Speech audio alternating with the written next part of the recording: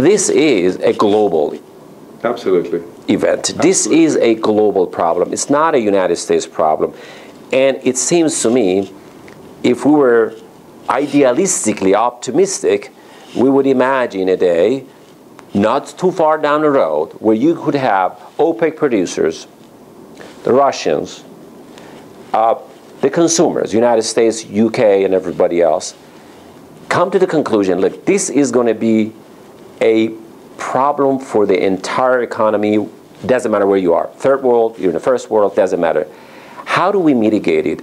How can we conserve, prepare to go to the next stage, help the third world countries, like you said? Do you see that happening, that we could have a global summit of, let's say, impending shortage where we could have a collaboration worldwide to mitigate the situation? No. I mean, we don't collaborate in anything, do we, worldwide? No, we don't.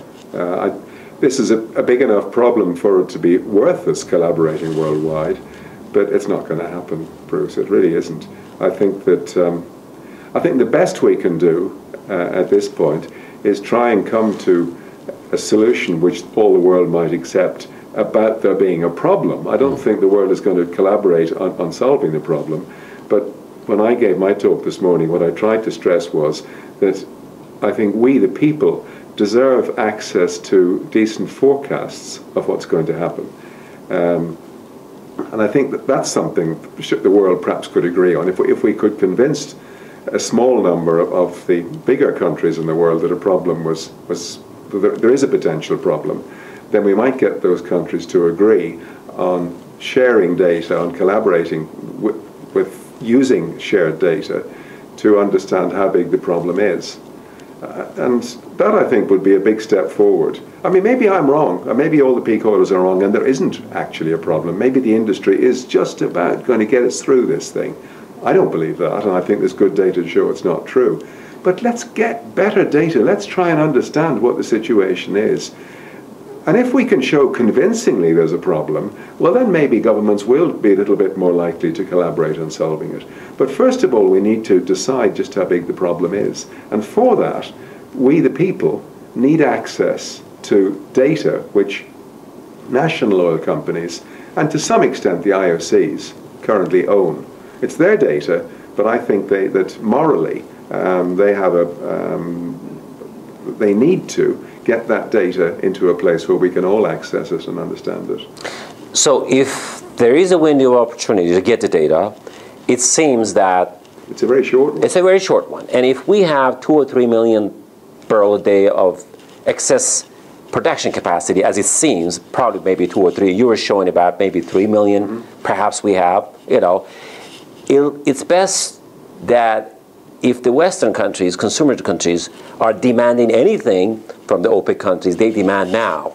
Look, I need to have the audited numbers now, otherwise. Absolutely. So once this gap is closed, once the supply and demand meet, at that time, it's seller's market, and it's too late. It's too late. It is too late. Yeah. It is too late. No, whatever we're going to do, if we're going to get through this thing smoothly with minimum pain, we've already left it so late that there is going to be some pain, but if we want to get through it with minimum pain, then we need to get access to this data soon. So what you're saying is that if you were to go to a company, a corporation, for example, just hypothetically, for past 20 years, they're not giving you audited information, but they keep telling you, we have $100 million, $100 million. Okay, you say, okay, I trust you, and I'm working off that, right? After 20 years, one day you just say, wait a minute, don't I have to get some kind of audit from you? Are we doing the same thing, for example, with Saudis and most of the OPEC countries? They're not providing any audited information. It has been nothing, yet we're relying, so-called, on the reserves. Absolutely. And there's no audited. No. There's nothing is audited. Well, there isn't anything to audit, quite honestly, Bruce. I mean, it's not as though it's not that we got numbers that aren't audited. We just don't have any numbers. Don't have any numbers.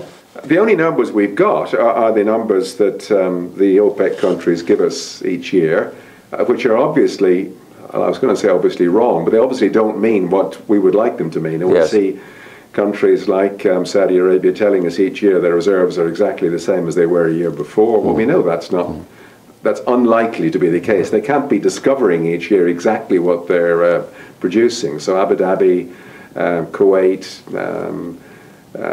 Saudi Arabia, their numbers clearly are either wrong or don't mean what we think they mean.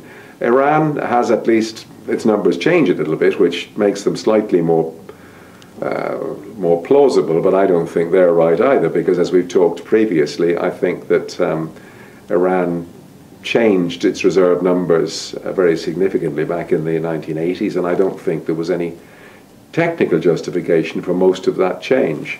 But did that happen at the same time in the region where everybody's... No, I'm not picking... Iran was... Iran actually is a bit better than some of the others, A, because the increase wasn't quite as big as some of the others, and B, because at least since then it looks as though they've, to some extent, tried to change the numbers to reflect discovery and usage. But you say we haven't been auditing the numbers. I mean, there hasn't been anything to audit. Not to audit, right. So it's a bit worse than just not auditing the numbers. Now, it would be a huge concession by these countries to give us the sort of data that we need to understand the situation. But I think from the point of view of human beings, of mankind, people need to make this step. And the people who know most about remaining reserves are probably the OPEC countries. I mean, on any of the numbers you look at, they probably control something like 80% of remaining reserves. So what do they lose by telling us what those numbers are? I mean, we're not going to... Bob Hirsch will tell you it will take you 15 years to not use their oil. I can't see that they lose anything by telling us what the numbers are. I'm pretty certain if we had numbers, auditable numbers as you described them, that they would be a lot less than the numbers that OPEC have been giving us. But how does that hurt them to tell us that? It makes oil even more valuable, really. There are many, many factors that we don't know. At the end of the day today, we sit here, as we're closing this discussion, still facing with an impending world oil shortage upon us. No immediate action from any government to give us hope that in the near future we'll have some kind of a collaboration to help ease the situation. And the opposite of anything. The opposite of happening. We see the Chinese, for instance, going out and buying up reserves. They're not sort of collaborating. They're not saying, hey, why don't we share with you, America? Why don't we share with you, France, and buy this oil field together?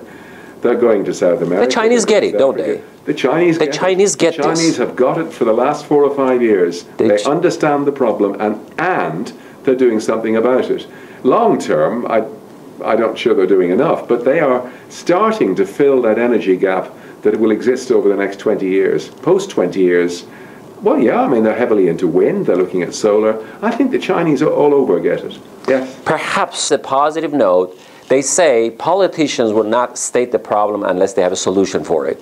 So if politicians in China, because they have the money to do something with, they've got this tremendous surplus of reserves and so forth. And as one of the speakers last year said, the Chinese are run by engineers, which is good for you and me, by the way. Their engineers are not politicians, they're not attorneys. So they look at 2 + 2 is 4, and here's what we need to do. We need to implement plans. They are thinking post-oil. Absolutely. And they're strategizing. Well, they're thinking late oil, certainly. That's why they're out there buying up reserves. They're thinking post-oil as well. That's why they're getting so heavily into wind. Yeah, I think and we see the same thing on iron ore and so on. I think they are looking at diminishing reserves of a lot of natural commodities and actually doing something about it. Jerry, it's always good with you. Thank you very much for being with us. And have a good trip back to Europe. Don't hesitate to wake me at 4 o'clock. We'll do. Thank you very much. Thank you.